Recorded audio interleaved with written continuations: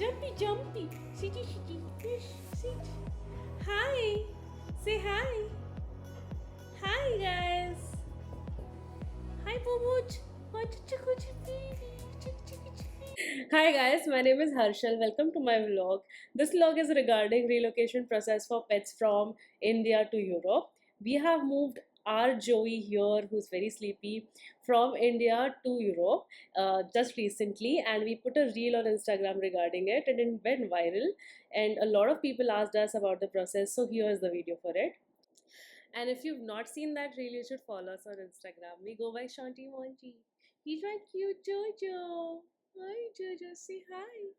Why are you so sleepy? So how long did the entire process take? It took us around 4 months from the starting point of deciding that we are relocating with Joey to the point that we landed in this country with Joey. So yeah, that's about how long it generally takes. It can be a little lesser than that, but it hovers around a 4 month mark. What was the first step in this entire relocation process? So the first step for us was to identify a good relocation agency who can help us with the entire process, because as it is, international relocation with your family is already a very tedious decision. It's made up of a lot of factors, moving things. So we did not want us to bother with a lot of the paperwork or the regulations, and we did not want to take any risk in regards to actual journey for Joey. So we decided to trust an agency who is good at this job and is professional in this matter to help us out. In our case, we decided to go with PetSpot India, and we found their services to be very satisfactory to what our requirements were. They helped us out, and they firstly explained us the entire procedure, and they helped us out at each junction. So yeah, big thanks to all of them. Okay, so before we get into the relocation process, I'll talk about some prerequisites. So the first prerequisite is that your pet should be microchipped, because that is a way to identify them, and it is something that will be used once you land in this country as well by the veterinarians here. So that was the first thing that we did, and you can get that done very easily at any local veterinarian. It's a 5 minute process. They inject your pet with a very minor um, chip, which kind of lodges itself somewhere here, and you can scan it anytime with a, I believe, some type of a scanner that they have. The second prerequisite is that your dog should be rabies vaccinated regularly. In our case, that was done. Now let's start with the relocation process. The first step is a rabies titer test. This is also the step that will take you the most amount of time. So you want to get started with this step as soon as you decide that this relocation is going to happen. So in the rabies titer test, they collect your pet's blood sample. They make it into a plasma, and this plasma then has to travel via courier to a lab that is a certified lab in either Europe or UK. uh, this lab will then test it for having rabies antibodies, and if it does have rabies antibodies above a certain level, then it will give you the certificate saying that this test is in favorable condition. This particular report then can be used. It's a very important and critical part of your export documentation. So this process took us about a month from start to end, meaning from the point of collection of blood to the point of actually getting the report. So once you get a favorable report from this particular lab, you can travel 90 days from the point of the blood collection. So I'll just give you an example to explain this better.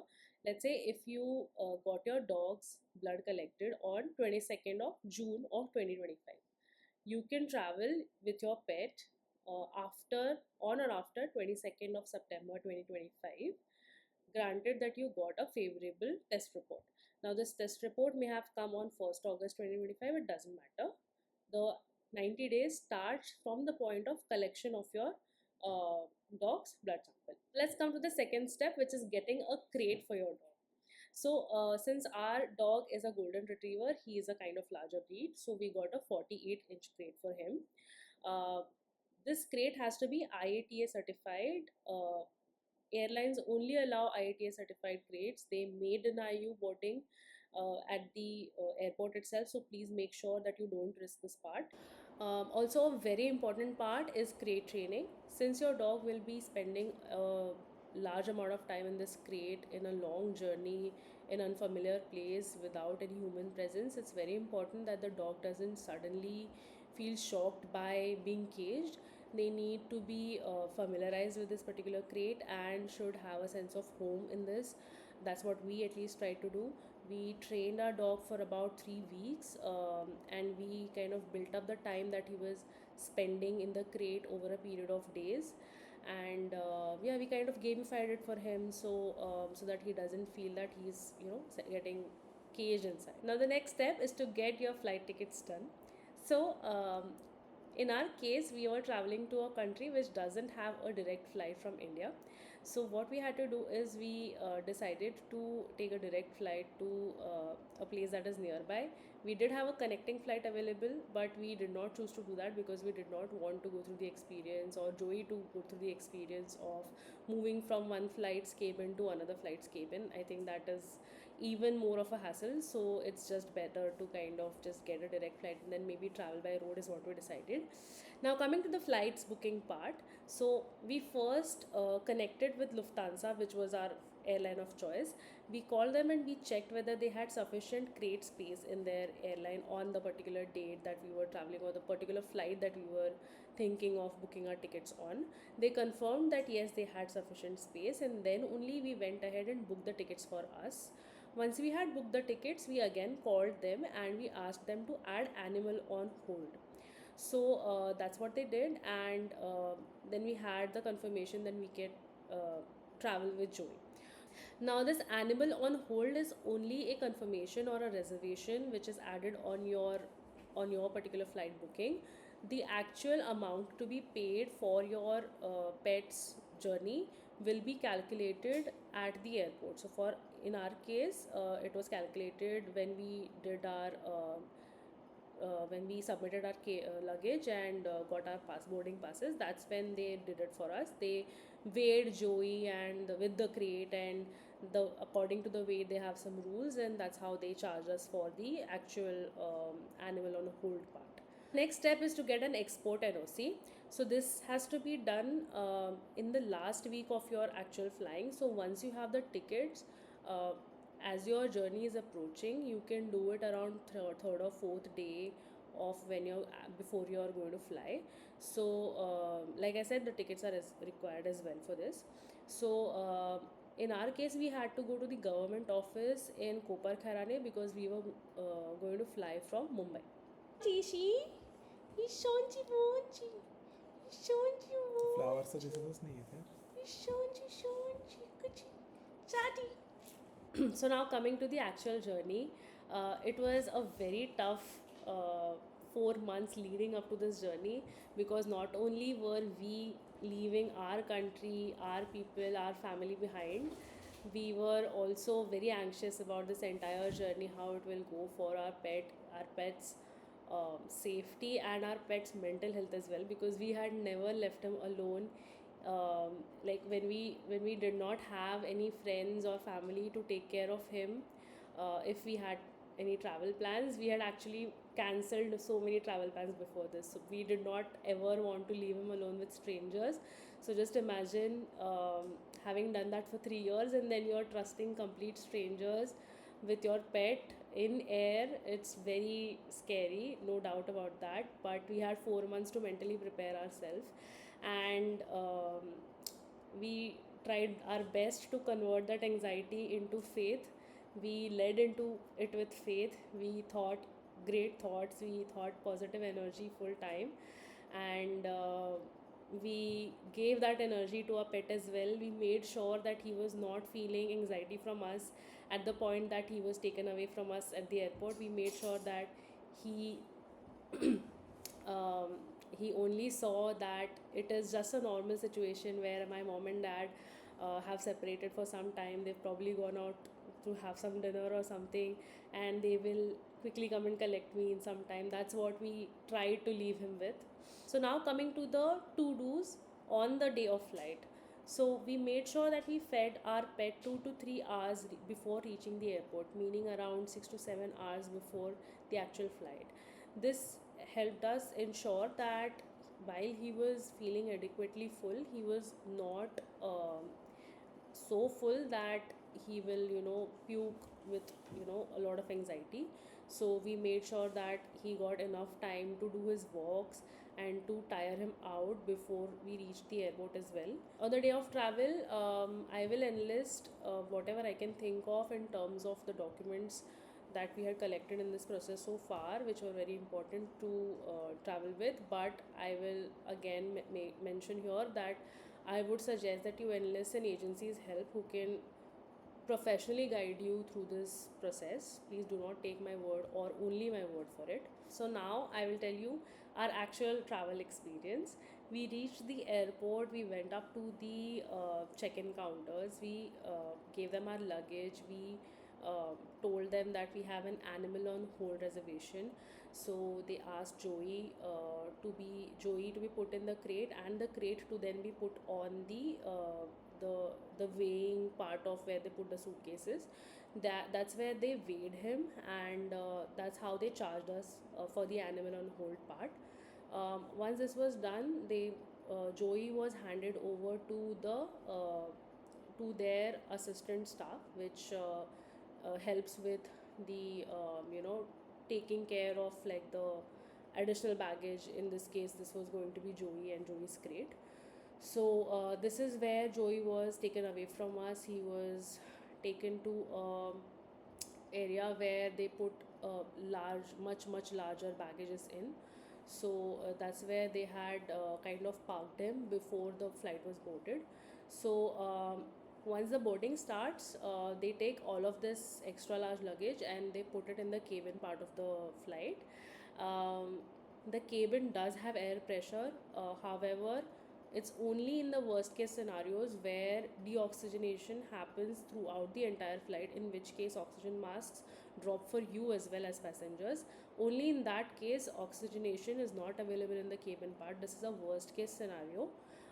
It is extremely rare, and I hope that it doesn't ever happen for anyone. I'm sure that this has happened before for some people, and I do not want to minimize that.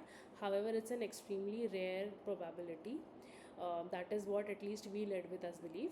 So once they put them in cabin, once we had boarded the flight, we asked for the staff to please confirm us whether Joey had been put on the same flight as us, and they did confirm that he was in the cabin, and that's where we took our first sigh of relief. Since our journey was around 9 hours only, so 9.5, around 10 hours only. So and there were no breaks, so the potty or peeing of Joey, there were no going to be any breaks in between. It was going to have to be done within the crate for him. So we had lined the crate with mats before, and we had also put a water bottle and some food packages for him. So we put some wet food squeegee packages for him. This was put on top of the crate. This is generally recommended by the airport staff as well.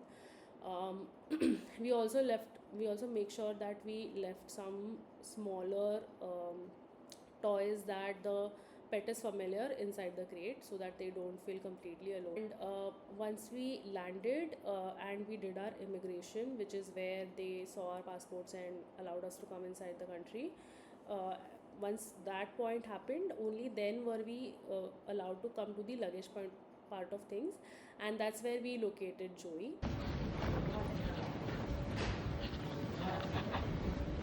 क्यों नहीं है? अपला नहीं है? हाँ? अपला है? आपला से नहीं रे? ये chewy! Hi चूची hi! Hi चूची! Hi madam! What's your baby? He's so cute! Hi! अरे टॉय घेऊन आला Hi! Hi! अरे पाणी दिलंच नाही त्याला He's okay. He's okay. Good boy.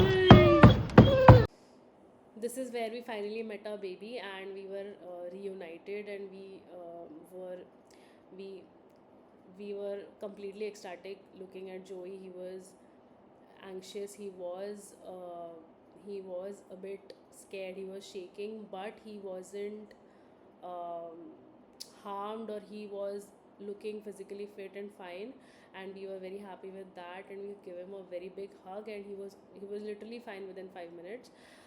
We firstly gave him water and food, and then we took him out of the airport and brought him home. He's doing very well so far, touch wood, and yeah, that's been the journey. I want to give a big thanks to the agency, to the porters, to the service staff of the airline, to everybody who helped us throughout this entire process. Your help has made things really beautiful for us. And that's all, guys. Now that Joey is in Europe, we have a lot of content coming for you guys. Please like, share, and subscribe. Show some love. And to all of the parents out there who are going to be traveling with their pets, all the good luck to you. Uh, if you have any questions which you think that we can solve, please drop a message, or you can DM us as well on our profile on Instagram, and we will try and help as much as possible. But again, I will request that you do enlist an agency, and do not risk any part of this process, because I cannot imagine a heartbreak bigger than doing going through this entire process on the flight day. If they do not allow you to take your dog or your pet with you, I cannot imagine a bigger heartbreak than that. So please make sure that you do not risk it at all. Thanks for your love on Instagram, and I hope that you give us love on YouTube as well. Thank you.